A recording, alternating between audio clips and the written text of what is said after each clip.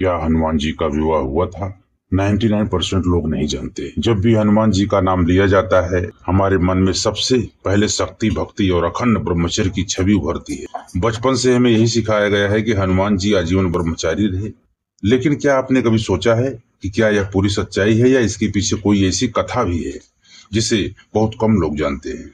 सच यह है कि हनुमान जी का विवाह हुआ था। उनकी एक पत्नी भी थी और आज भी भारत में एक ऐसा मंदिर मौजूद है जहां हनुमान जी अपनी पत्नी के साथ पूजे जाते हैं। यह बात सुनकर भले ही आपको आश्चर्य हो, लेकिन यह कथा उतनी ही दिव्य है जितनी स्वयं हनुमान जी।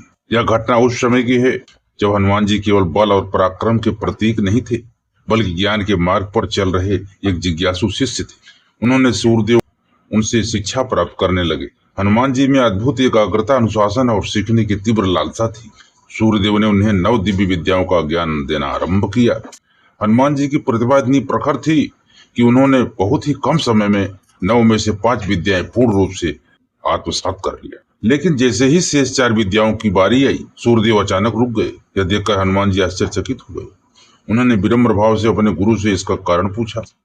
तब सूर्यदेव ने कहा कि जो 5 विद्याएं उन्होंने दी है, वे साधना और परिश्रम से कोई भी प्राप्त कर सकता है, लेकिन जो 4 विद्याएं शेष हैं, वे केवल उसी को दी जा सकती हैं जो विवाहित हो।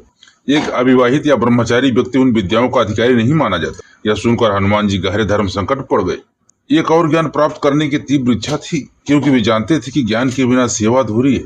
दूसरी ओर उनका अखंड ब्रह्मचर्य का संकल्प था, जिसे वे किसी भी स्थिति में तोड़ना नहीं चाहते।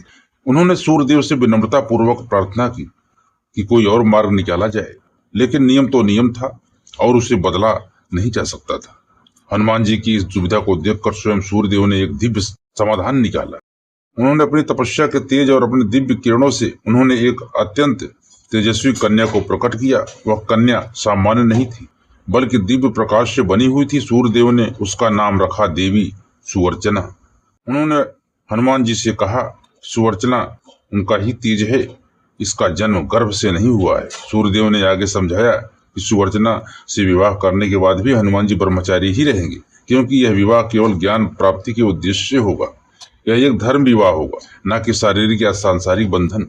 इस विवाह से न तो हनुमान जी का ब्रह्मचर्य भंग होगा और न ही उनका संकल्प टूटेगा। गुरु की आज्ञा और ज्ञान प्राप्ति के उद्देश्य से ज्येष्ठ शुक्ला दशमी के पावन दिन हनुमान जी ने देवी सुवर्चना से विवाह किया और जैसे ही विवाह संपन्न हुआ, सूर्यदेव ने उन्हें शेष 4 दिव्य विद्याएं प्रदान कर दी। हनुमान जी ने पूर्ण ज्ञान प्राप्त कर लिया और अपने गुरु के चरणों में नतमस्तक हो गए। क्योंकि देवी सुवर्चना केवल एक दिव्य ज्योति थी, इसलिए विवाह के बाद वो पुनः सूर्यदेव की तपस्या में लीन हो गई। इस प्रकार हनुमान जी विवाहित होकर भी जीवन भर अखंड ब्रह्मचारी बने रहे। उनका विवाह सांसारिक नहीं बल्कि आध्यात्मिक था, जिसका उद्देश्य केवल ज्ञान और धर्म था। आज भी इस दिव्य विवाह के भारत में प्रमाण मौजूद हैं। तेलंगाना के खम्भम जिले में एक विशेष मंदिर है जहां हनुमान जी अपनी पत्नी देवी सुवर्चना के साथ विराजमान हैं। यह मंदिर हमें यह सिखाता है कि ब्रह्मचर्य केवल विवाह न करने का नाम है, बल्कि अपने मन, विचार और उद्देश्य को शुद्ध रखने का नाम है। यही कारण है कि हनुमान जी के विवाह के बाद भी संपूर्ण जीवन वे ब्रह्मचारी कहलाए।